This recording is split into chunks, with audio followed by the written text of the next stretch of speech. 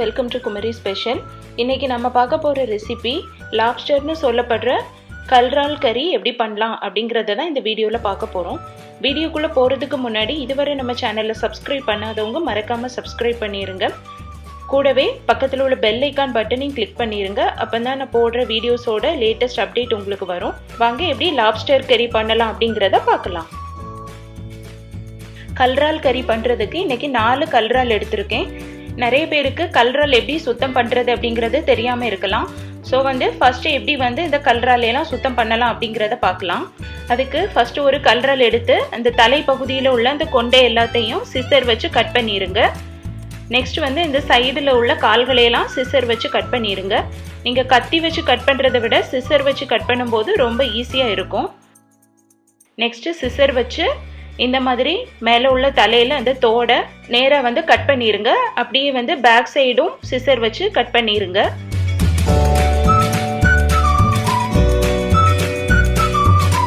Cut பண்ணிட்டு அதை அப்படியே உருவும் போது கீழே உள்ள வால் பகுதி அப்படியே வந்துடும் தனியாக.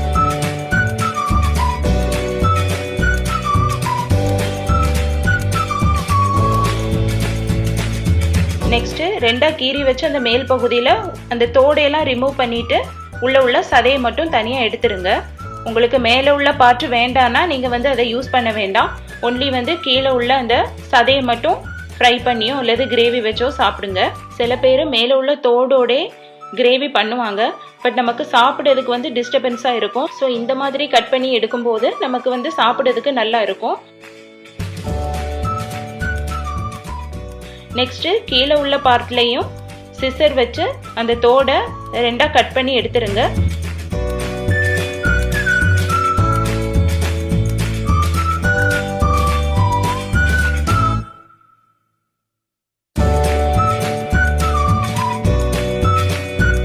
சென்டரில் இருக்கிற அந்த குடலையும் அப்படியே உருவி எடுத்துருங்க.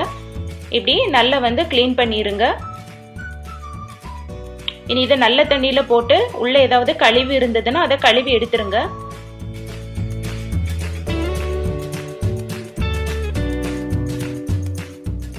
இப்படியே மீதி உள்ள லாப்ஸ்டர்ஸையும் கட் பண்ணிட்டு க்ளீன் பண்ணிடலாம்.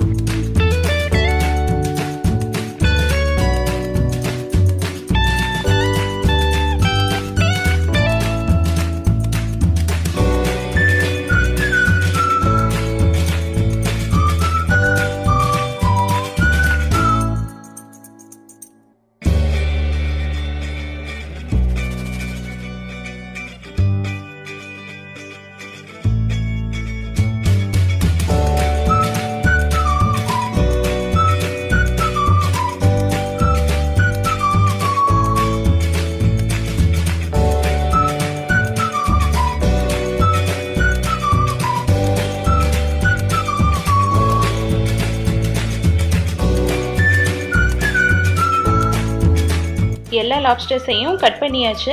இனி இதை 2-3 தண்ணியில் நல்லா கழுவி எடுத்துடலாம்.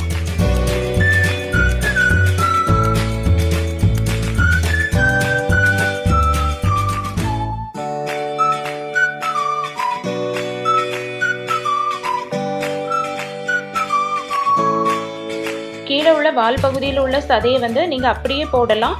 இல்லைன்னா இந்த மாதிரி 4 துண்டாக கட் பண்ணி போடுங்க.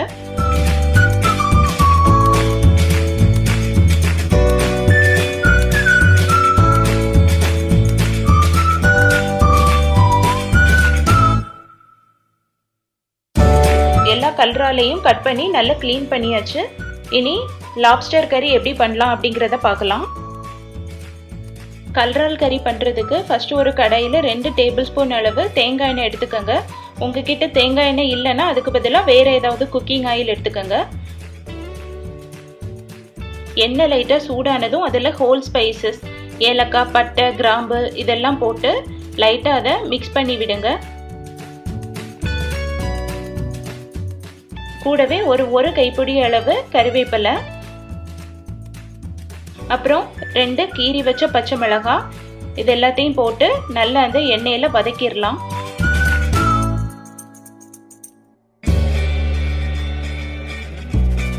இப்போ இது கூடவே பொடியாக நறுக்கி வச்ச 2 பெரிய சைஸ் வெங்காயத்தை போட்டு நல்லா வதக்கிடலாம்.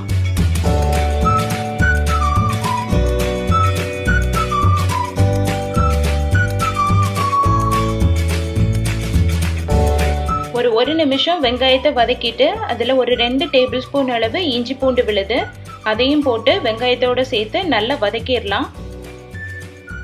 இந்த வெங்காயத்தோட கலர் வந்து நல்லா சேஞ்ச் ஆகுறது வரை அதை நல்லா வதக்கிடுங்க.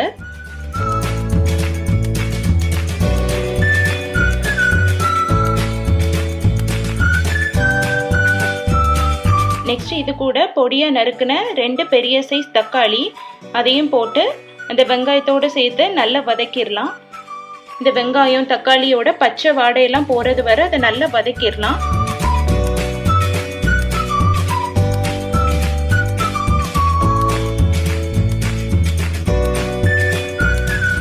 இதுல கொஞ்சமா உப்பு போட்டு நல்லா அதை மிக்ஸ் பண்ணி விடுங்க. அப்ப வெங்காயம் வந்து சீக்கிரமே குக் ஆகிரும். இந்த மாதிரி ஸ்பூன் வச்சு அந்த வெங்காயம் தக்காளி எல்லாம் நல்லா மசிச்சு விடுங்க.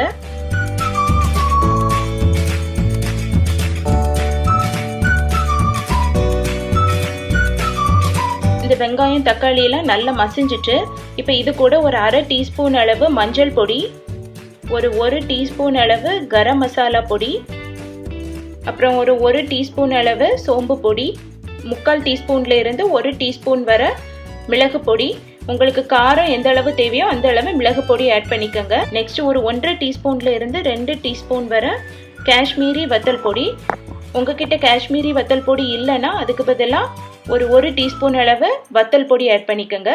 இது எல்லாத்தையும் போட்டு ஒரு 1-2 நிமிஷம் நல்லா அதை வதக்கிடலாம். என்றைக்குமே நண்டு குழம்பு இறால் குழம்பு இப்படி பண்ணும்போது உங்களுக்கு காரம் எக்ஸ்ட்ரா தேவைன்னா வத்தல் பொடியை விட மிளகு பொடி எக்ஸ்ட்ராவாக ஆட் பண்ணிக்கோங்க. ஏன்னா வந்து வத்தல் பொடி நீங்கள் ரொம்ப அதிகமாயிட்டுனா வந்து ஸ்டொமக் அப்செட் ஆக சான்சஸ் உண்டு. ஸோ வந்து மிளகு பொடி அதிகமாக ஆட் பண்ணிக்கோங்க.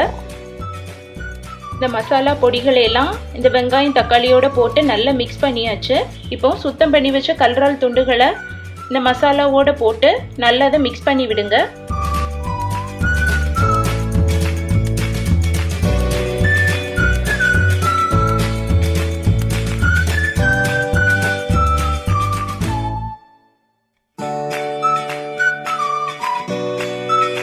இப்போ மசாலா வந்து ரொம்ப திக்காக இருக்கிறது மாதிரி நீங்கள் ஃபீல் பண்ணீங்கன்னா ஒரு 1/2 கப் அளவு தண்ணி விட்டு அதை லைட்டாக மிக்ஸ் பண்ணி விடுங்க.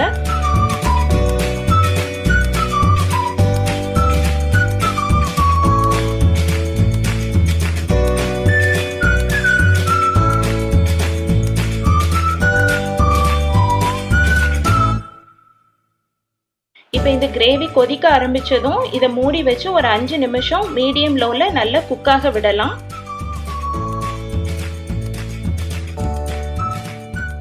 அப்பப்போ ஓப்பன் பண்ணி நல்லா அதை கிளறி விட்டுக்கோங்க. ஏன்னா வந்து அடி பிடிச்சிடக்கூடாது. இப்போ இதில் தேவையான அளவு உப்பு ஆட் பண்ணி நல்லா மிக்ஸ் பண்ணி விடுங்க.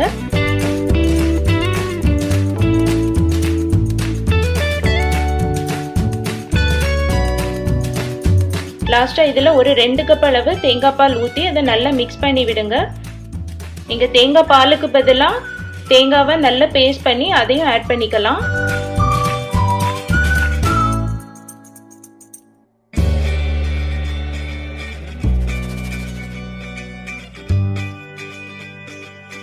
குழம்பு நல்லா கொதிக்க ஆரம்பிச்சதும் இதை மூடி வச்சு ஒரு 10-12 நிமிஷம் நல்லா குக்காக விடலாம்.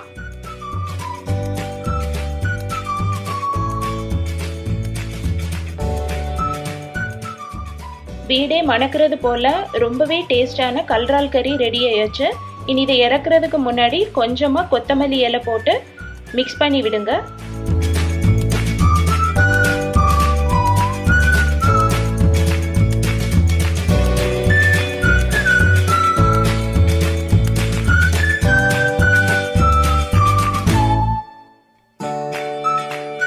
அவ்வளவுதான், இனி ஸ்டவ் ஆஃப் பண்ணிடலாம்.